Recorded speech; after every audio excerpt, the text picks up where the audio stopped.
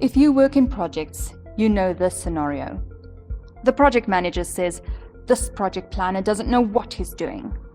And the project planner says, "This project manager wouldn't know a good schedule if it hit him in the face." But who's right? The sad reality in the South African projects industry is that both are probably right. And I'm going to tell you why. Hi, I'm Carissa Langeveld, and I'm talking about projects, project planning, and project management. Join me as we take a step back in time. Not too long ago, say 15, 20 years ago, when project planning was a niche in South Africa. It was only used by those who truly believed it added value. Not everyone used it, and not many knew how to do it. Because this wasn't a popular career, there was no set path to reach this skill. No university degrees, no college degrees, in fact, no formal training whatsoever. It was basically done in the form of mentorship by companies who believed it important and thus invested in it. Project management, on the other hand, was a rather developed skill set in our country. Clear career paths with set standards and many forms of education and experience could lead you to become a project manager. But a project manager's education just brushed over project planning. And that's because not every project manager was confronted with project planning. In fact, only few and far between were ever confronted with it. So it made no sense to go in depth into a topic that only a handful of project managers would use. But then the industry changed.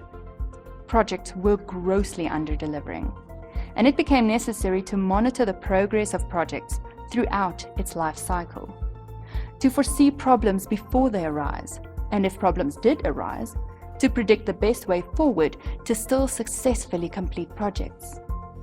Along with this, contracts became super complex, and the responsibility and accountability for bad progress became the topic of note.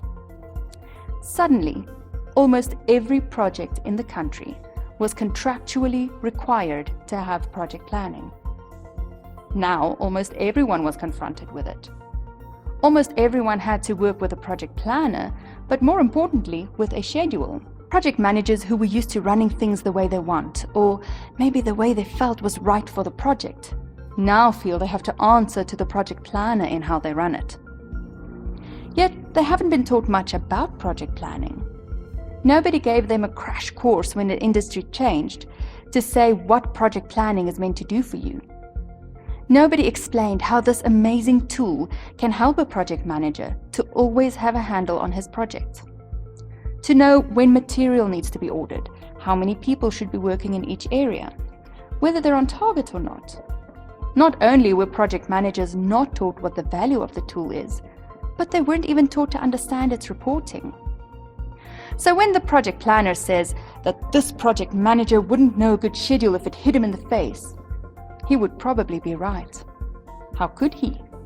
Project managers' education, even today, over 15 years after the industry change, still does not include this crucial tool. Nobody's telling them how to use it.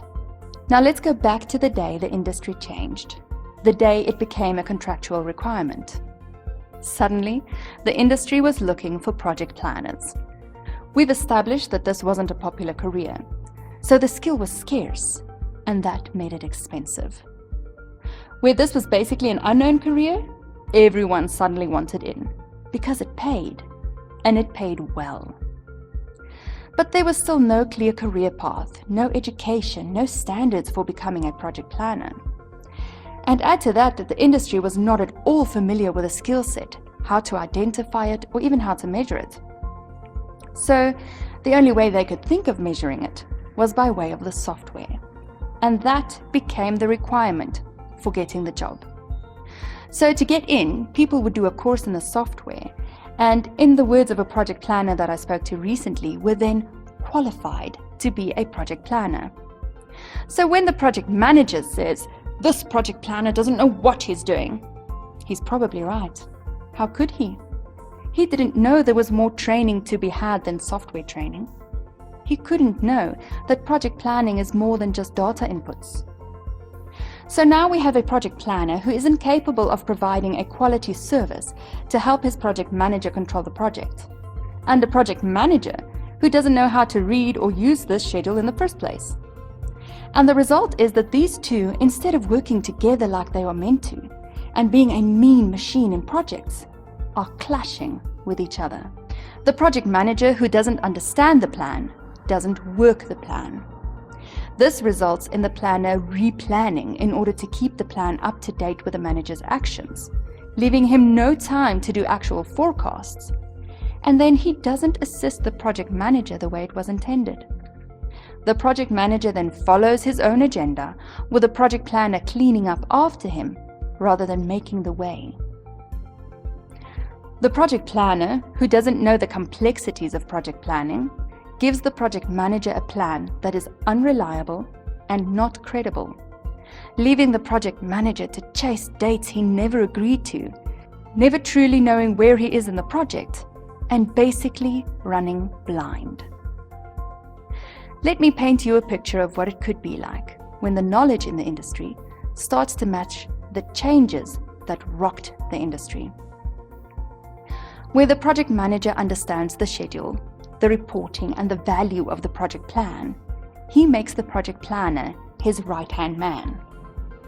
Where the project planner understands the principles of project planning, he makes the project manager his action man. The combination can have a full view of exactly what happens within a project, what must be done, and how exactly things are done, and problems can be foreseen and prevented, rather than fighting fires and being on the back foot all the time. Together, these two can have a handle on the project at all times. Working as a team, they can realize great success. Can you relate to any of the scenarios I mentioned? I would love to hear your opinion on this, so please leave your comments below. I'll be going deeper and talking a lot more about projects, project planning, and project management in South Africa. So like this video, subscribe to see future videos, and in the meantime, you can go to our website for awesome project-related articles by clicking on the link below. Thank you for watching. See you next time.